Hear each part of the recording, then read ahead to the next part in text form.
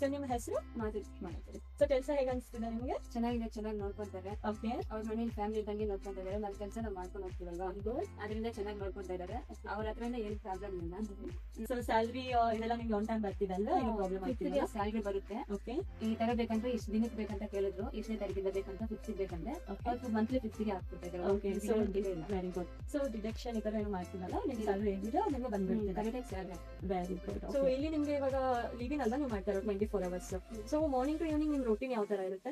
Morning 8 o'clock ಬರೋಕೆ ಹೇಳ್ತಾರೆ. Okay. ಮಗು ಹೇಳೋದು 9 ಗಂಟೆಗೆ ಎದ್ದೇಳುತ್ತೆ, 9 ಇಲ್ಲ 10 ಗಂಟೆಗೆ. ಓಕೆ. ಅಷ್ಟು ಬೇಗ ಬೇಬಿ ಇದು ಮಾತ್ರ ಕೆಲಸ ಮಾಡ್ತೀನಿ. ಇಲ್ಲಾಂದ್ರೆ ಸಣ್ಣ ಸಣ್ಣ ಕೆಲಸ, ಪಾತ್ರೆ ಇದ್ ಮಾಡೋದು, ಜೋಡ್ಸೋದು, ಇಲ್ಲಾಂದ್ರೆ ಮಗು ಬಟ್ಟೆ ಇದ್ರೆ ವಾಶ್ ಮಾಡೋದು ಅಷ್ಟೇ.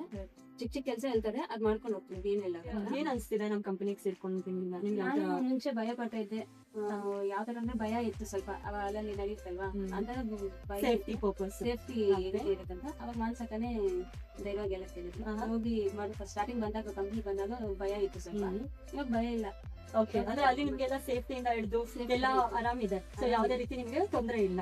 ಓಕೆ. ಸೊ ನೀವು ಖುಷಿ ಇದ್ದೀರಲ್ವಾ? ಓಕೆ ಅಲ್ವಾ? ಹ್ಯಾಪಿ ಅಲ್ವಾ? Very good. Thank you.